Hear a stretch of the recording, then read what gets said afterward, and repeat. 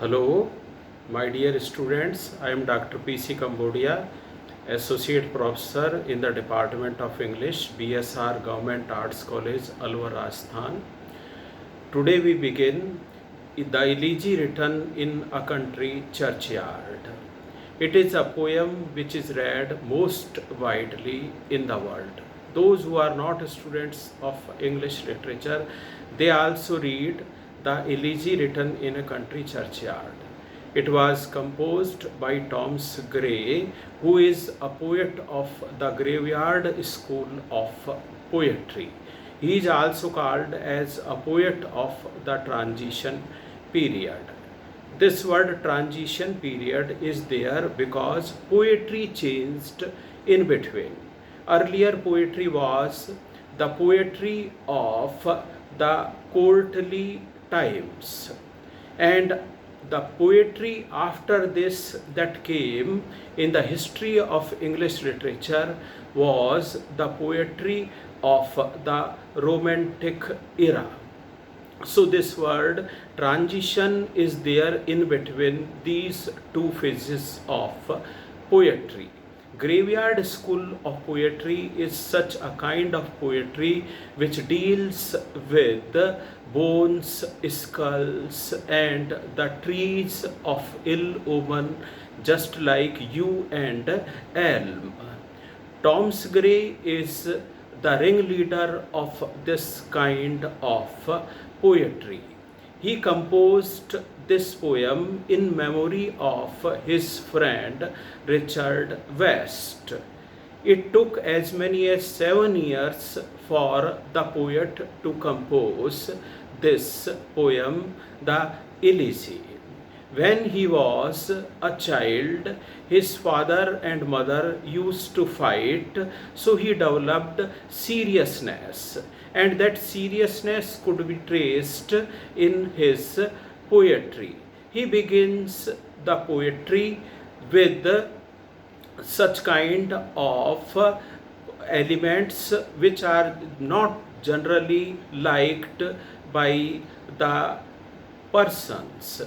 In this type of poetry, we come to know about the death or the ill omens or such kind of elements. He begins the poem with the dark and gloomy images. First of all, we see a person who is a farmer who is coming from the fields to the folders where he is to keep his cattle.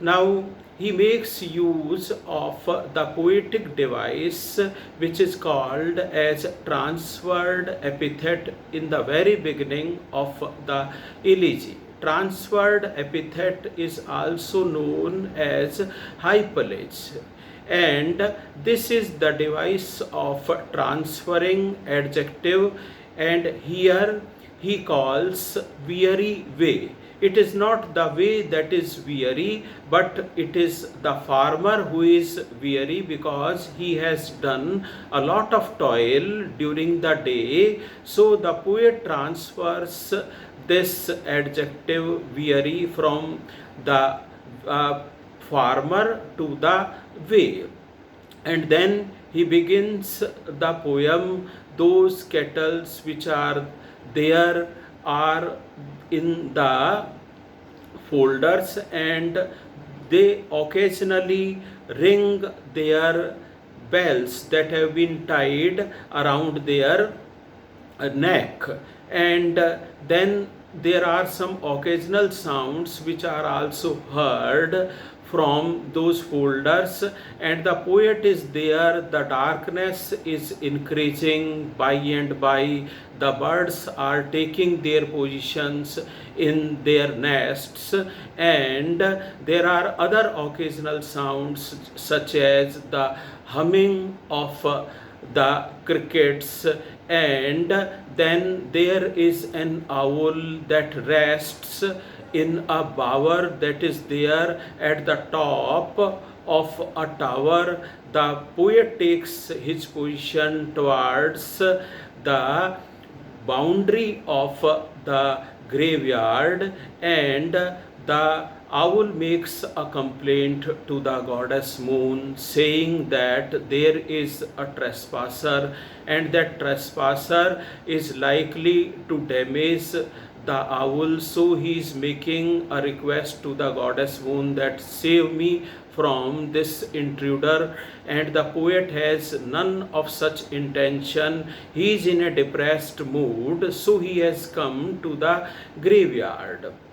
Now the poet further proceeds the poem and tells us that over there, under the shade of those yew and elm tree, there are the narrow cells of the forefathers of the villagers who are no more there, and over there their bones lie in permanent rest and peace. Their graves are just like the heaps of sand, and those heaps of sands have lost their proper geometry because of the rains and because of the other force of nature, may it be the flow of the wind. And here he contrasts the graves of the poor persons with the graves of the rich persons, because here these graves are not cemented, whereas the graves of the rich persons are cemented and memorials are also hung, and those graves of the rich persons, they are decorated, bust size statues, they are also there, but here we do not have such decoration. And then poet tells us that these persons who are no more there, whose graves have been constructed, will not need the homely cares of their wives. Their wives will not be cooking evening meals for them. They will not return to their threshold. Then their children will also not have a race in order to welcome their parent, and envied kiss will also not be shared by those children.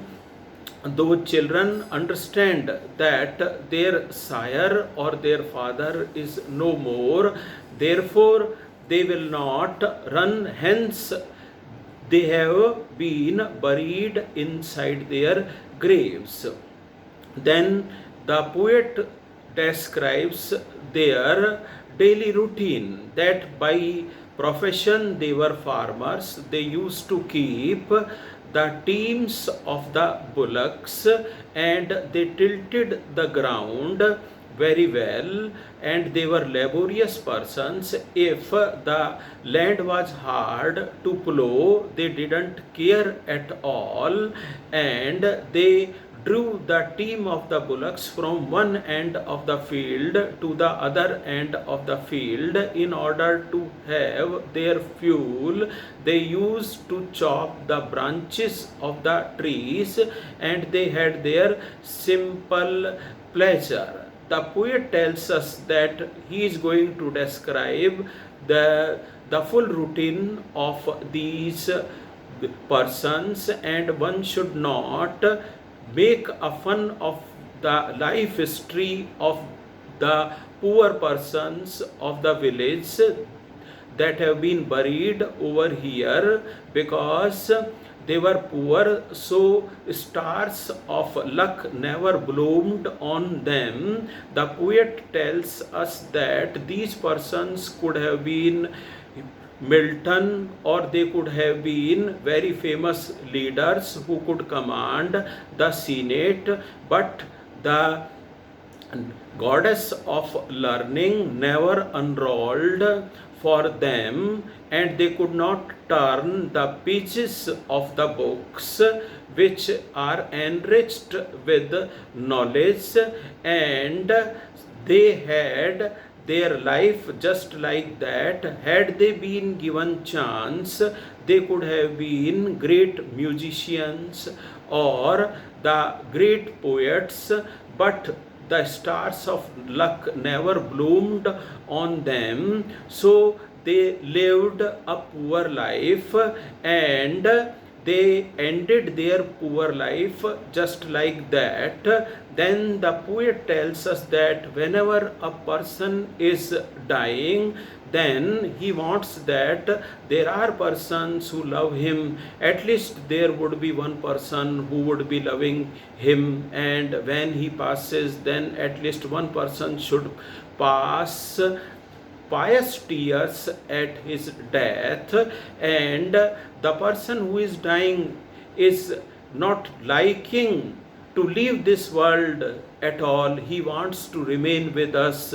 Even from his ash, the sound of his soul comes and tells us that here he should be taken out of the grave, and he should start his life with us. And this way we come to know that those who are living this world, they do not want to leave this world. They want to be associated with those who are living because they love them the most. But the crucial stroke snatches them away, their breath and their body, and they are placed inside the grave. Then what is the function of an elegy? The function of an elegy is to give the death message. And here in this stanza, the poet gives the death message.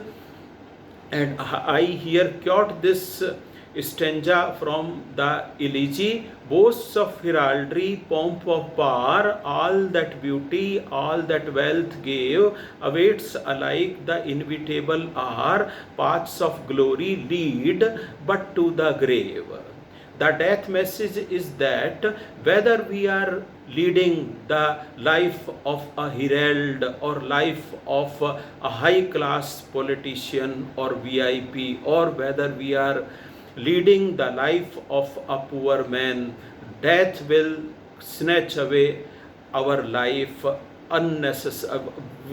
will snatch away our life with the cruel stroke, and we shall be no more.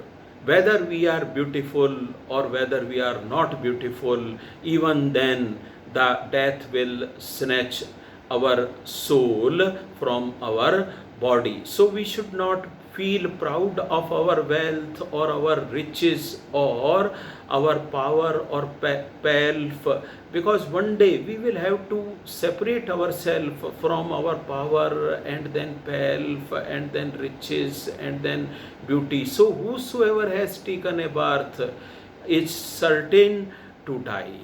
Then the poet says that as I am telling the life history of these people, one day a swan will come to the graveyard and he will also look at my grave and he will say that I had seen the poet brushing his feet with the grass that was full of dew, and then he was going up the land on the plateau to welcome the morning sun, and then he was returning. He was lying under a tree listless and then looking at the stream and then laughing himself and muttering some word, and then he felt that his love affair has been a total failure. So he this way comments about his personal life and then his death also, that one day his dead body was being taken over to the church.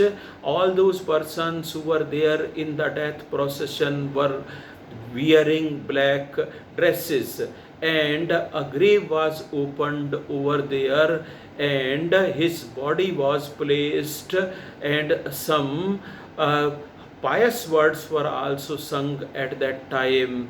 And then he says that those who are well read, they can come very near to his grave and they can read the death message that is written on the tombstone, that here is a person who has been lying in permanent rest, and with the end of his life, his merits and demerits should not be disclosed, and he was not given here on this earth, was given by his God, and this way he could meet with justice. And the goddess of penury, who kept him as his reserved child and gave him the tears, and the misfortune has also been settled after his death. This way he comments about his own epitaph also, and we come to know about this elegy with the help of this brief introduction, and I want you to read this poem before you come, and you also note down the difficult words that I shall be explaining while I shall be teaching you,